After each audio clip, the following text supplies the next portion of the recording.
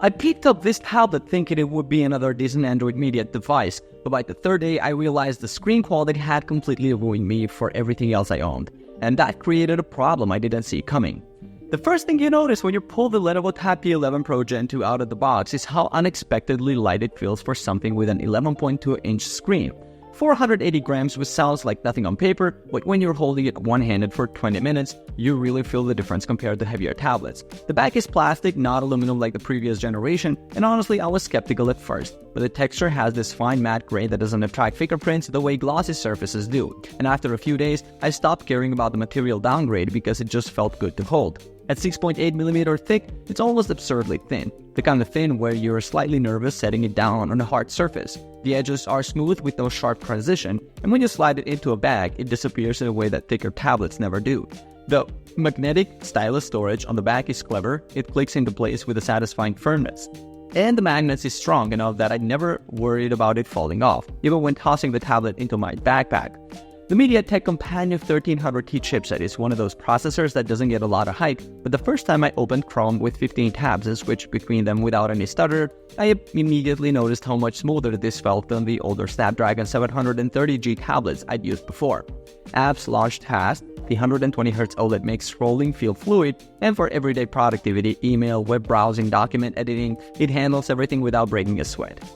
I even threw some lighter games at it, and while it's not a gaming powerhouse, it kept up better than I expected. The JBL-tuned quad speakers are genuinely impressive. When I watched movies or YouTube videos, the sound had a fullness that made me forget I wasn't using external speakers. But here's the quirk I kept noticing. The tablet struggles a bit when you start pushing multitasking hard, like running split-screen apps with heavy video playback in the background. It's not a deal breaker, but there's a noticeable slowdown that only becomes obvious after a few hours of heavy use. Compared to something like the OnePlus Pad, which has a slightly beefier processor, the Lenovo feels just a touch less snappy when you're really pushing it. When you scroll through the product page, Lenovo really wants you to focus on the OLED display, the 120Hz refresh rate, and the Dolby Vision support. And honestly, those claims hold up completely in real use. The screen is genuinely the standout feature here, but what's interesting is how little emphasis they place on the fact that this tablet has a plastic build instead of aluminum, or that the fingerprint sensor from the previous generation is completely gone. They also highlight the optional keyboard and stylus heavily, which do work well, but they don't mention that the trackpad on the keyboard is frustratingly small and lacks a satisfying click. I always find it interesting what brands choose to emphasize, and what they quietly leave out of the conversation. This became my go-to device for evening media consumption almost immediately. The 11.2-inch screen OLED with HDR10+ and Dolby Vision support makes streaming content look incredible. Colors are rich without being oversaturated, and the contrast is the kind of deep black you only get with OLED. I found myself reaching for it instead of my laptop when I wanted to browse the web from the couch, partly because of the screen quality and partly because of the thin profile made it comfortable to hold for long stretches. The 8200 mAh battery easily lasted me 2 full days of moderate use, which meant I wasn't constantly thinking about charging. Something I didn't expect to appreciate as much as I did was the magnetic stylus. I'm not an artist, but having it stabbed to the back of the tablet meant it was always there when I wanted to jot down a quick note or mark up a document. Over time, I stopped consciously noticing the tablet itself while using it. It just became the thing I grabbed without thinking. You don't really notice how much of the screen quality and lightness change your setup until you go back to something else. The camera situation is pretty rough.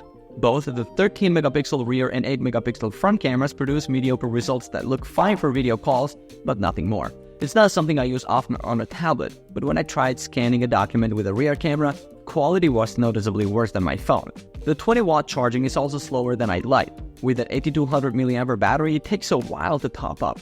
And there were a few times I wished it supported faster charging. One of those small things that only becomes obvious after a few hours. The tablet can get warm during extended video playback or gaming sessions, not uncomfortably hot, but warm enough that I noticed it. And while the software experience is clean, Android updates have been slow to arrive, which is frustrating if you care about having the latest features. If you're the kind of person who prioritizes screen quality and media consumption above everything else, this is absolutely worth it. The OLED display and quad speakers create an entertainment experience that punches well above the price point. But if your day is mostly heavy multitasking, demanding games, or productivity workflows that push the hardware, the MediaTek chipset might leave you wanting more power.